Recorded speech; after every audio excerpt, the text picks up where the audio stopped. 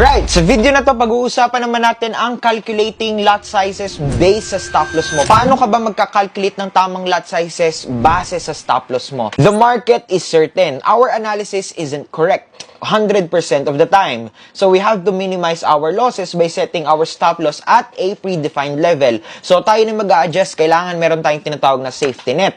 So kailangan natin mag-set ng risk percentage na tinatawag. Risk percentage is a percent of your capital you are willing to lose on a trade. Halimbawa, yung mga beginners po, ang recommended na risk nyo lang na maximum na itatrade ay ang 2 to 3% lang po lagi ng total capital nyo. Ganito ang unang gagawin nyo. You have to analyze the market first. Halimbawa, sa example na to, ayan, makikita mo dito. Pababa siya, so we are going to do a selling here. So makikita nyo, do not mind much about the pip of your stop loss. Simply adjust your lot size based on your stop loss and the risk percentage you are willing to lose.